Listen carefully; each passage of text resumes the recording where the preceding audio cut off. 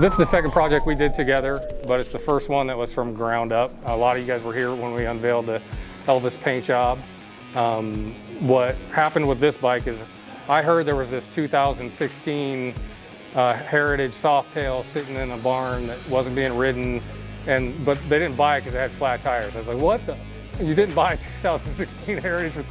It wasn't a 2016, it was a 2006. And it was buried under about 6 inches of dirt and what else? Pile of junk, all kinds of stuff. We literally did some American picker stuff going on to get this thing out of there. So Garrett injured himself getting this out of the pile of junk. The brakes were locked up, everything on it. But once we got it, it's a 2006 Heritage Softail, had a fairing on it, had bags on it.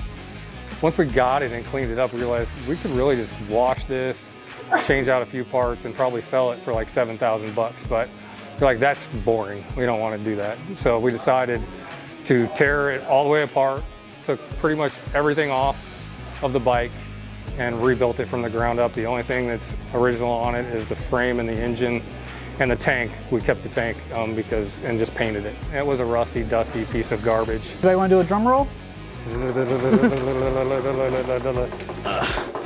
Good night.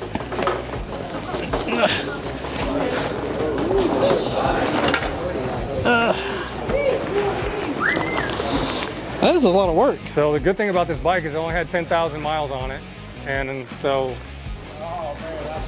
brand new Heritage Softail.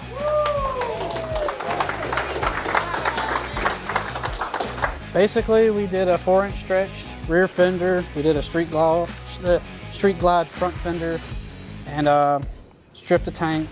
Painted it all nice blue candy with some lace. Painted the sprockets, and I probably buttload of hours just polishing this thing, getting all the crud and the corrosion off of it, and I think it turned out really nice. New bars, new taillights, cables, exhaust. So every piece of chrome on the engine you see was covered in rust. The pipes are new, that tail light is new, the handlebars are new, but all the other chrome was covered in surface rust, but luckily it was just surface rust. My favorite part of the bike, I swear we're going to do a bike that's not blue one of these days, but Garrett painted the sprocket blue, which is something you never see.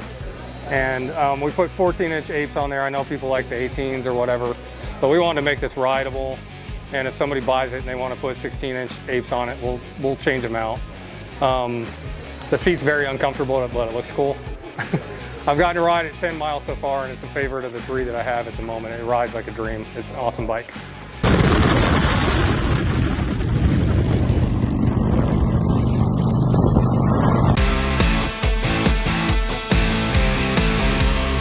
Biker Day.